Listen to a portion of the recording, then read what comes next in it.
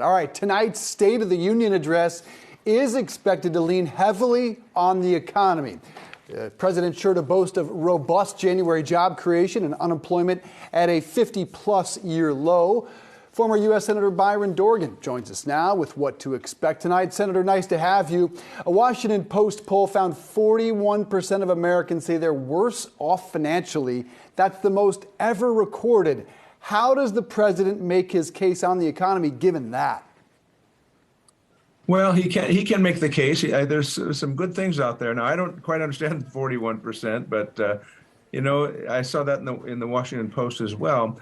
The president, he has the moment and the attention of the American people at this point in the State of the Union address. All presidents do. I've sat through 29 to 30 when I was there, and 5 presidents, and they all have their case to make. And the question is, where have we been? What have we done? And what next? And the president will talk about all of that. He'll talk about the strength in the economy. The economy seems fairly strong. Jobs are increasing. Wages are up a bit. Inflation seems to be coming down a bit. And it's also the case that the president will be able to report to some changes. The CHIPS Act, which is a big deal, the Inflation Reduction Act that was passed, the infrastructure bill that was passed, all of which can be very significant for this country's economic future as well. Well, Senator, there certainly are a number of wins, a number of things that the president should be proud of and is proud of during his first 2 years in office. But that approval rating is a massive issue when we look ahead to 2024. Some additional things that we're expected to hear from the president tonight is calls for the billionaires tax, also a much larger tax on share buybacks. When we're talking about getting that approval rating up, how do you think those two initiatives or calls are going to be received? Well, I don't know. Obviously, Democrats will probably receive them fairly well. But the president will also, I think, in addition to some of those suggestions, he's going to talk about climate a bit. He's going to talk about the Ukraine. He's going to talk about Chinese spy balloons and so on.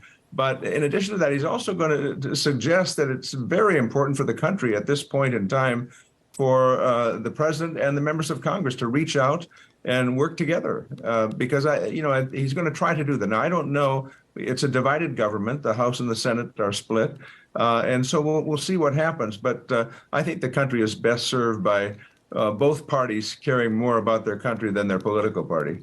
That would be nice. I hate to laugh, but it's been a while.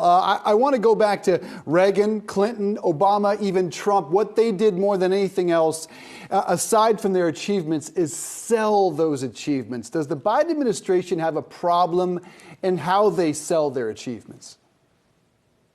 They've been pretty successful in selling a fair amount of it. But you talk about the 41%. I understand that. The fact is approval ratings are pretty hard to come by these days. There's a lot going on in the world. It's a complicated world and a difficult place. And there's so much happening on supply chains.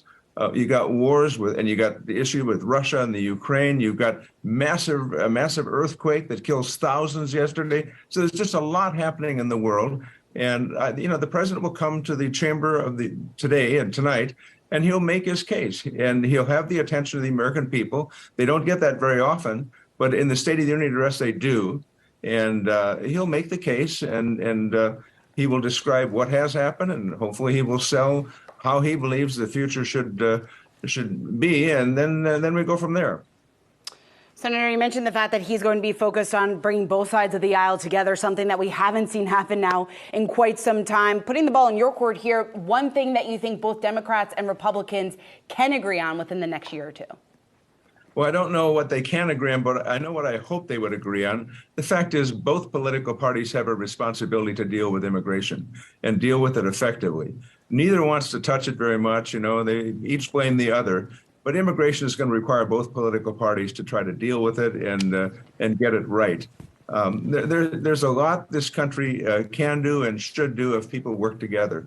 And I hope that would be the case in Congress. And let me just mention one other thing, if I can. At the State of the Union, it's always a great moment to be there. I was a designated survivor one year. That's why I wasn't there one of the years. And, they have designated survivors from the House and the Senate and one from the cabinet. But the first person, I was thinking back in 1982 when Ronald Reagan was there, and a guy named Lenny Skudnik was the first person to join the First Lady up in the chamber, sitting in the First Lady's box. And he was a man who a month earlier was a hero, jumped off. He was at the Washington Bridge when the Air Florida crashed, and he went down and pulled a drowning woman from the water. And Ronald Reagan recognized him as a hero. And since that time, of course, there have been a lot of people sitting with the First Lady in the First Lady's box with other presidents as well. Right, great stuff. I hope you got a T-shirt that says designated survivor.